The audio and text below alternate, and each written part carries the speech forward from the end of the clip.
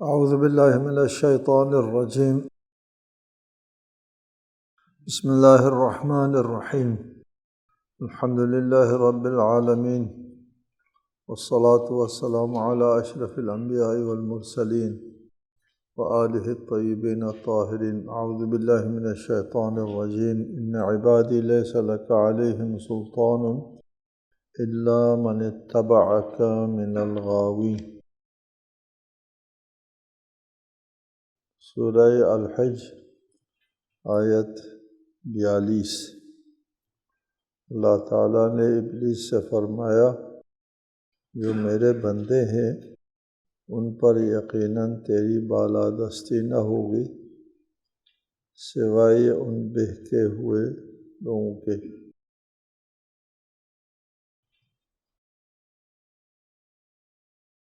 جو تیری پیروی کریں۔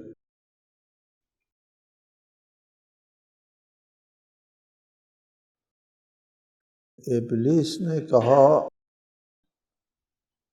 لَأُغْوِيَنَّهُمْ، میں ان سب کو بہکا دوں گا۔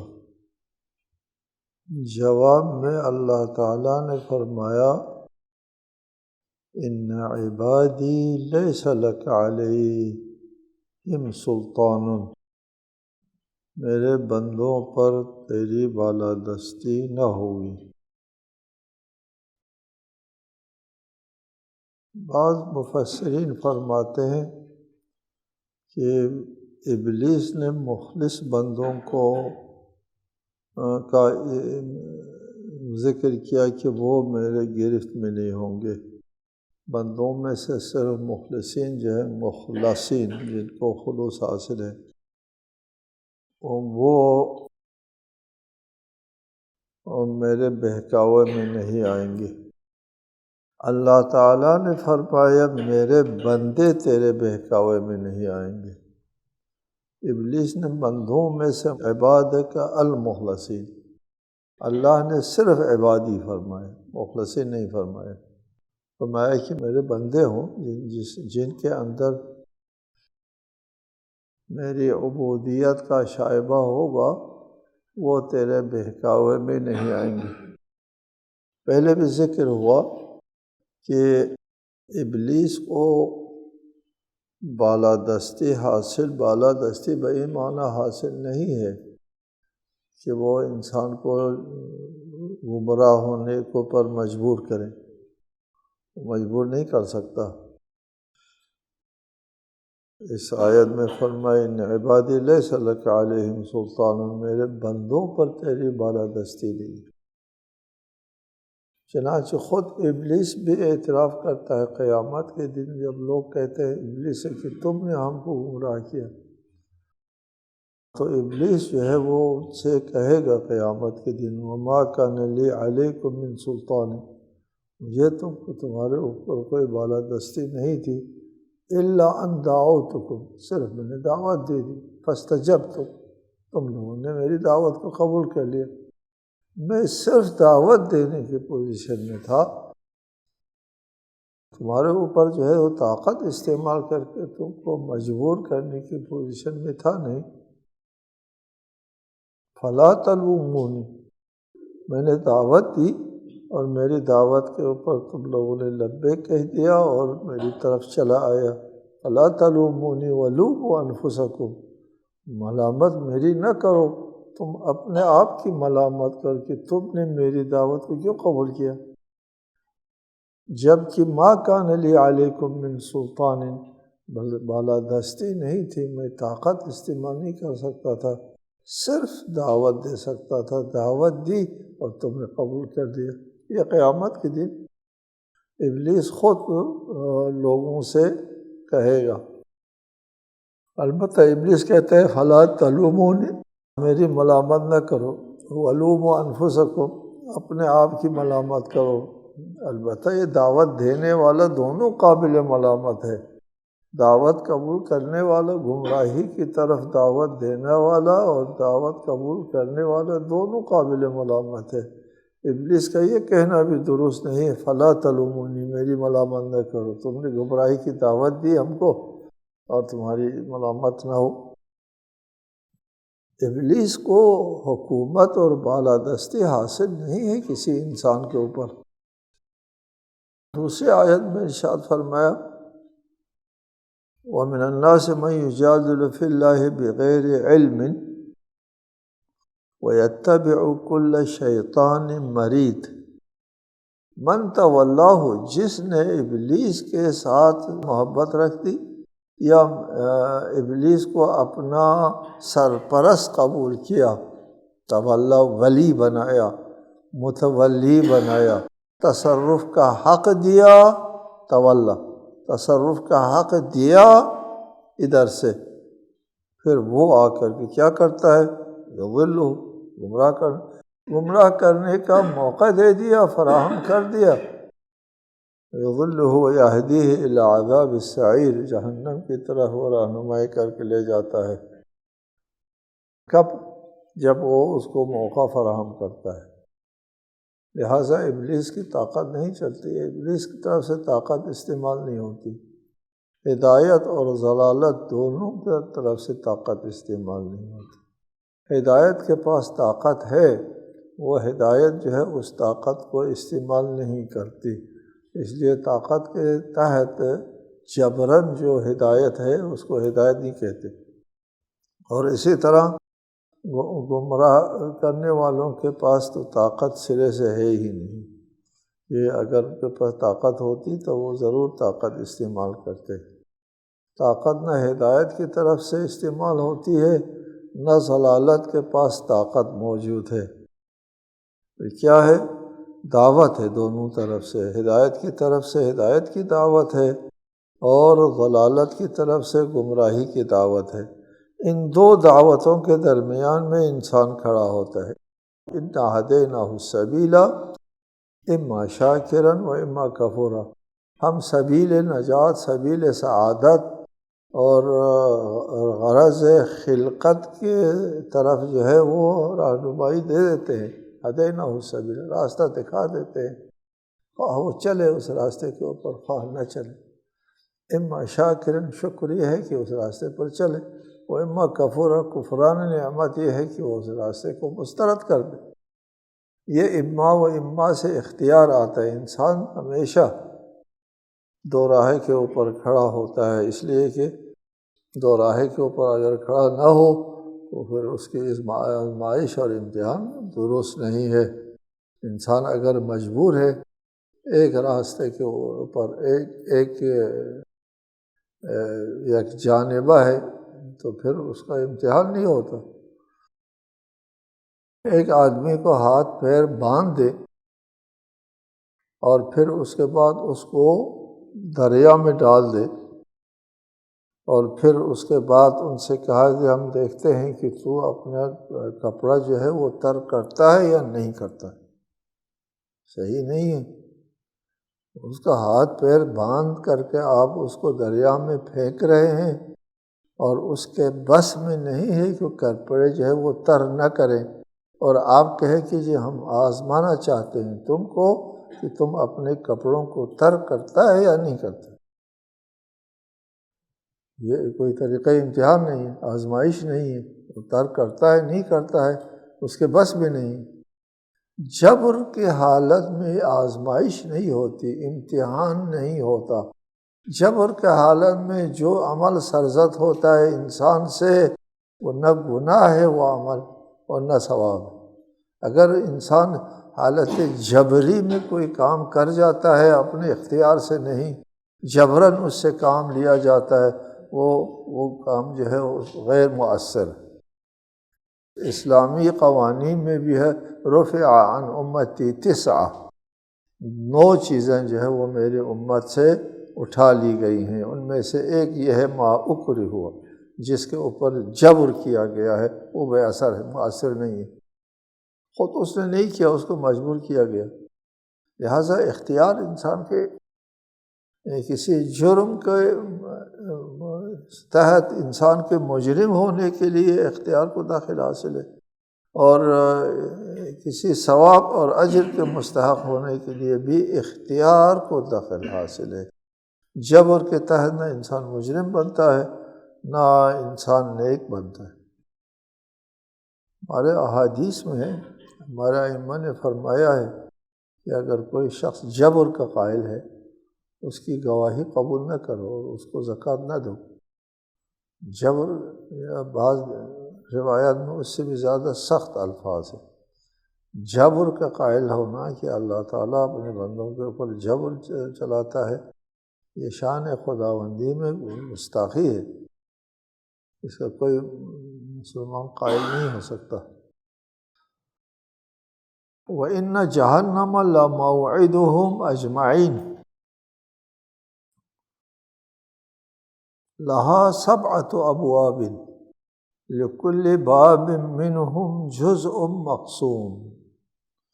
ان سب کی وعدگاہ جہنم ہے جس کے 7 دروازے ہیں، ہر دروازے کے لیے ان کا ایک حصہ مخصوص کر دیا گیا ہے۔ کہ جن کو شیطان بہکا کر کے گمراہ کر دیتا ہے ان سب کے لیے جہنم جو ہے وہ ان کی وعدگاہ ہے۔ لموعدہم، جہنم میں جانا ہے۔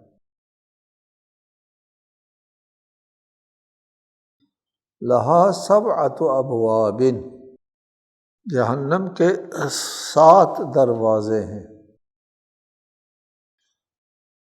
دروازے سے مراد کیا ہو سکتے ہیں؟ دروازے کا لفظ ایک محاورہ ہے۔ دروازہ آپ کہتے ہیں کہ ہمارا دروازہ سب کے لیے کھلا ہے، اس کا مطلب آپ کے کمرہ جو ہے کمرے کا دروازہ نہیں ہوتا کہ وہ کھلا نہیں ہوتا، ہمیشہ وہ بند ہوتا ہے، کھولنا پڑتا ہے۔ یا علم کا دروازہ کہتے ہیں، رحمت کا دروازہ کہتے ہیں، اور یہ دروازے ایک محاورہ ہے، محاورہ ہے دروازہ۔ دروازے جہنم کے 7 دروازے ہیں، مراد یہ نہیں کہ اس طرح جہنم کے 7 گیٹ ہے اور ان کو فرشتوں کو کھولنا پڑتا ہے، بند کرنا ہوتا ہے، اس طرح کے نہیں ہیں۔ یہ کہاں سے کہتے ہیں اس طرح کا نہیں ہے؟ لِكُلِّ بَابٍ مِّنْهُمْ جُزْءٌ مَقْسُومٌ، ہر دروازے کے لیے ایک حصہ جو ہے وہ مخصوص کر دیا گیا ہے، ایک حصہ مخصوص کر دیا گیا ہے۔ اور روایات اور احادیث میں بھی ہے کہ ایک اور آیت ہے ان المنافقین فی الدرک الاسفل، اور منافقین جو ہے وہ نچلے ترین درجے میں ہیں۔ یہ 7 ابواب سے مراد 7 درجات ہے، 7 درکات ہے۔ اگر انسان کی نارمل جگہ ہے اس جگہ سے اوپر جانا ہے تو درجات کہتے ہیں، نیچے جانا ہے تو درکات کہتے ہیں۔ تو جنت کے درجات ہوتے ہیں اور جنت کے درکات ہوتے ہیں، اور درک اسفل کہا ہے۔ یہ قرآن مجید نے بعض جگہوں پر درک کہا ہے، درکات، اور یہاں پر ابواب کہہ دیا ہے، یہ تعبیر ہے۔ لہٰذا ابواب سے مراد درکات ہے، جہنم کے طبقات ہیں، پہلا طبقہ، دوسرا طبقہ، نیچے جانے والا طبقہ۔ چنانچہ تفسیر الدر المنثور میں حضرت ابو ذر سے روایت ہے کہ رسالۃ مآب نے فرمایا کہ یہ جو جہنم کے 7 درجے ہیں، 7 ابواب ہیں، ان میں سے ایک باب، ایک درجہ ان لوگوں کے ساتھ مخصوص ہے جن لوگوں نے میرے بعد میرے اہل بیت کے اوپر ظلم کر کے اور ان کا خون بہا کر کے مجھے اذیت دی۔ اہل بیت کے اوپر ظلم کرنے والوں کے ساتھ جہنم کا ایک درجہ اور ایک طبقہ مخصوص ہے۔ اس قسم کے بہت سے روایات ہیں، ان روایات کے تحت جو ہے وہ ابواب سے مراد طبقات ہیں، جہنم کے طبقات، نیچے جانے والے طبقات۔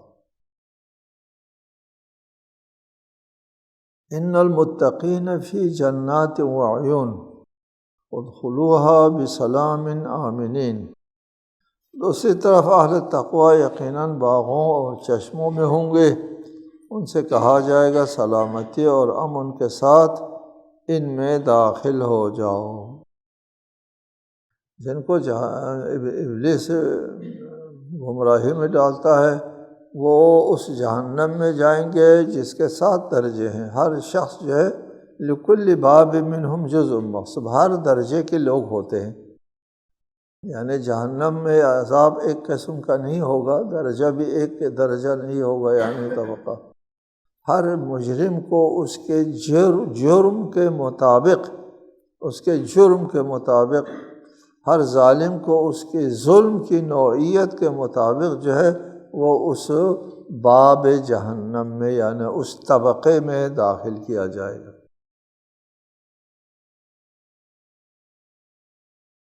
جہنم میں بھی اور جنت میں بھی ہر شخص کو اس کے عمل کے مطابق نعمتیں ملیں گی اور عذاب ملے گا۔ جہنم میں عذاب اور جنت میں نعمت، اس کے درجے کے مطابق۔ اگرچہ مکان ایک ہوگا، ایک شخص ہوگا جنت میں۔ رسالۃ مآب نے فرمایا کہ جو یتیم کی کفالت کرتا ہے، انا وکافل الیتیم کہاتین فی الجنہ، میں اور یتیم کی کفالت کرنے والا جنت میں اس طرح ہوں۔ یتیم کی کفالت کرنے والا جنت میں رسالۃ مآب کے ساتھ ہوں گے۔ اس کا مطلب یہ ہے کہ رسالۃ مآب کا ہم درجہ ہوا؟ ممکن نہیں، ہم درجہ نہیں ہے، ہم مکان ہے۔ وہاں زمان و مکان کا بھی تصور یہاں ہمارے لیے قابل فہم نہیں ہے۔ ایک دسترخوان پہ کھانا کھا رہا ہوں گے رسالۃ مآب کے ساتھ، یہ یتیم کا کفالت کرنے والا ایک دسترخوان پر ایک قسم کا کھانا کھا رہے ہوں گے، لیکن کھانے کی لذت جو ہے ہر ایک کو اس کے درجے کے مطابق جو ہے وہ محسوس کرنا ہوتا ہے۔ یہ جہنم میں بھی یہی ہے، ایک ساتھ ہوں گے لیکن ہر مجرم کو اس کے جرم کے مطابق سزا ملے گی۔ ان المتقین فی جنات و عیون، دوسری طرف تقوی اختیار کرنے والے جو باغات اور چشموں میں ہوں گے۔ آپ کے لیے تو نئی بات نہیں ہے، متقین کس کو کہتے ہیں؟ ان المتقین، یہاں پر غاوین کے مقابلے میں متقین آ گیا۔ غاوین وہ لوگ ہیں جو گمراہ ہو گئے ہیں اور ابلیس کے پیروے میں چلے گئے ہیں، اور اس کے مقابلے میں متقین آتے ہیں جن لوگوں نے اپنے آپ کو بچا لیا ہے۔ متقی تقوی سے ہے، تقوی وقایہ سے ہے، وقایہ یقی، لفیف افروق، وقا یقی، بچنا بچانا، وقایہ، متقی بچانے والا۔ اتقوا اللہ، اللہ سے بچاؤ، یہ ہے ترجمہ، اللہ سے بچاؤ، اللہ کا خوف کرو ترجمہ کرتے ہیں، اس لیے کہ بچانے کا مطلب خوف کرنا ہوتا ہے، خوف کرنے والا ہی بچتا ہے۔ یہ لازم معنی کے ساتھ ترجمہ کیا جاتا ہے، خود معنی بچاؤ ہے، بچو ہے۔ جو لوگ اپنے آپ کو بچاتے ہیں، متقی بچانے والے، جو لوگ اپنے آپ کو بچاتے ہیں وہ جنت میں اور عیون چشموں میں ہوں گے۔ بعض لوگوں نے کہا کہ بچانے والے کس چیز سے بچانے والے؟ متقی کس چیز سے اپنے آپ کو بچانے والے؟ انہوں نے کہا شرک سے بچانے والے۔ اگر کسی نے اپنے آپ کو شرک سے بچا لیا تو وہ جنت میں ہوں۔ یہ خلاف صریح قرآن ہے، خلاف احادیث متواترہ ہے کہ ایک شخص شرک سے تو اپنے آپ کو بچاتا ہے لیکن ادھر سفاکی کرتا ہے، سینکڑوں انسانوں مومنوں کو قتل کرتا ہے، وہ متقی ہے۔ بعض نے کہا کہ متقی اس پر صادق آتا ہے جس نے ایک گناہ سے اپنے آپ کو بچایا ہے، پر اس پر جو ہے وہ متقی صادق آ گیا۔ یہ بھی صراحت قرآن و متواترات اسلامی ثوابت اسلامی کو کہتے ہیں، مسلمات، اسلامی تعلیمات کے مسلمات کے خلاف ہے۔ متقی اس کو کہتے ہیں جو اپنے آپ کو خطرات سے بچائیں، غضب الہی سے بچائیں، عذاب سے بچائیں، اور اس کو متقی کہتے ہیں۔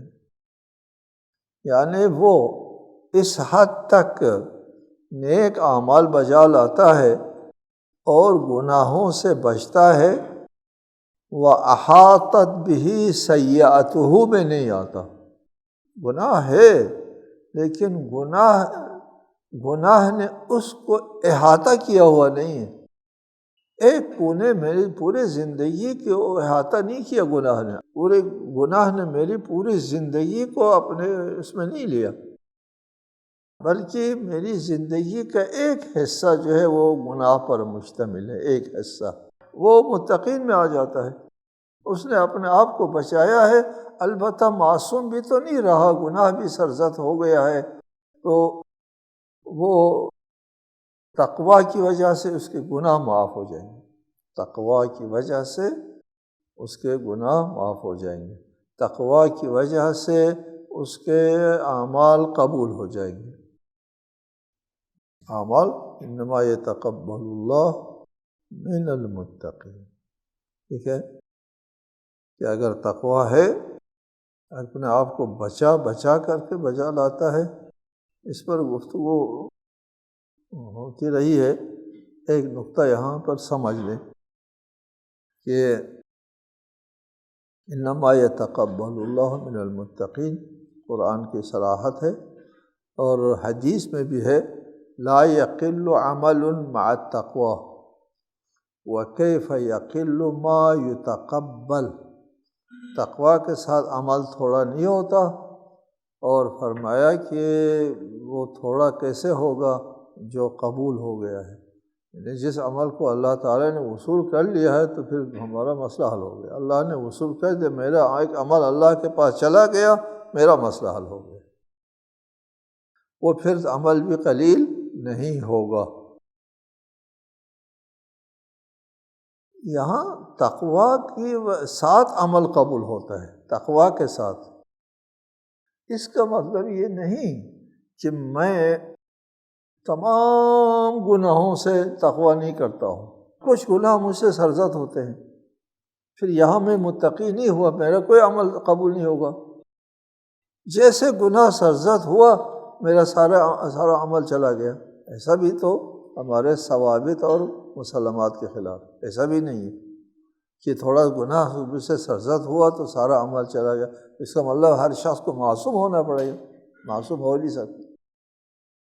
کیا ہے تقویٰ؟ تقویٰ کے ساتھ عمل قبول ہوتا ہے، تقویٰ کے ساتھ عمل قبول ہوتا ہے یہ ہے کہ انسان جو عمل انجام دے اس عمل کو تقویٰ کے ساتھ انجام دے۔ کیا مطلب؟ آپ کل کو انشاءاللہ مدرسہ بنائیں گے، مسجد بنائیں گے، اس مسجد کو تقویٰ کے ساتھ بناؤ، اس مدرسے کو تقویٰ کے ساتھ بناؤ۔ آپ ابھی نماز پڑھتے ہیں، نماز کو تقویٰ کے ساتھ پڑھو۔ ابھی آپ طالب علم ہیں، علم حاصل کرتے ہیں، علم کو تقویٰ کے ساتھ حاصل کرو۔ جو بھی آپ عمل کرتے ہیں اس عمل کو تقویٰ کے ساتھ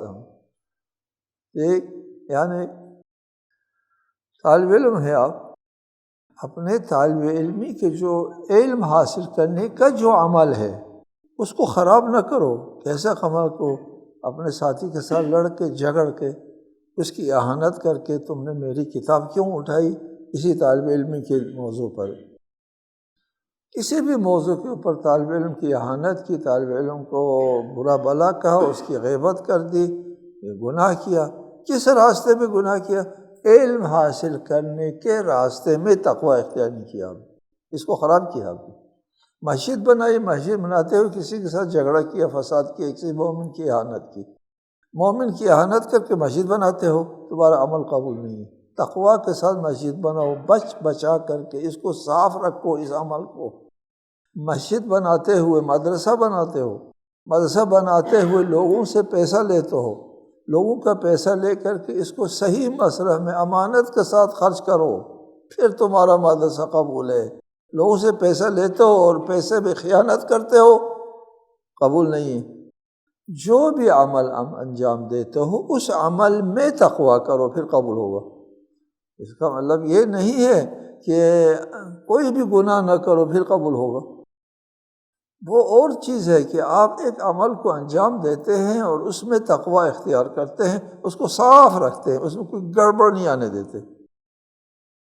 مدرسہ چلاتے ہیں، لوگوں سے پیسہ لیتے ہیں، اس پیسے میں خیانت بیانت نہیں کرتے، ٹھیک ہے؟ آپ کا مدرسہ چلانے کا کام، مسجد بناتے ہیں، مسجد بنانے میں کسی کی اہانت بہانت نہیں کرتے، جھگڑا فساد نہیں کرتے، اس کو صاف رکھتے ہیں اور مسجد بناتے ہیں۔ آپ کا مسجد بنانا، مدرسہ بنانا قبول ہے، لیکن ادھر مسجد بنا لی اور ادھر مدرسہ بنا دیا، دوسری طرف کہیں اور بیٹھ کے مدرسے کے بارے میں، مسجد کے بارے میں نہیں، کسی اور جگہ بیٹھ کر کے گناہ سرزد ہوتا ہے، وہ مسجد سے مربوط نہیں ہے، مدرسے سے مربوط نہیں ہے، نماز سے مربوط نہیں۔ نماز پڑھتے ہو تو کپڑا بھی پاک ہونا چاہیے، حلال ہونا چاہیے، پیٹ میں جو کھانا ہے وہ بھی حلال کا کھانا ہونا چاہیے، پھر نماز قبول ہوتی ہے۔ اگر پیٹ میں حرام کا لقمہ ہے تو وہ تقویٰ نہ ہوا نا، اس نماز میں تقویٰ اختیار نہیں کی، نماز کو تقویٰ کے ساتھ آپ نے ادا نہیں کی، یہ نماز قبول نہیں ہے۔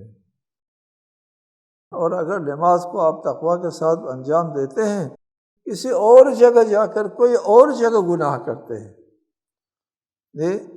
تو وہ گناہ ہے، اور یہ عمل اپنی جگہ عمل نیک عمل ہے، یہ بھی نیک عمل بھی آپ نے انجام دیا، گناہ بھی انجام دیا، یہ دونوں ساتھ ساتھ چلتے ہیں۔ اور اگر اسی نیک عمل کو تقویٰ کے بغیر انجام دیا تو یہ نیک ہے ہی نہیں، اس نقطے کو سمجھو۔ لہٰذا تقویٰ کے ساتھ عمل قبول کرنے کا مطلب یہ ہے کہ اسی عمل میں تقویٰ کرو، نہ ان کی گناہ ہی سرزد نہ ہو۔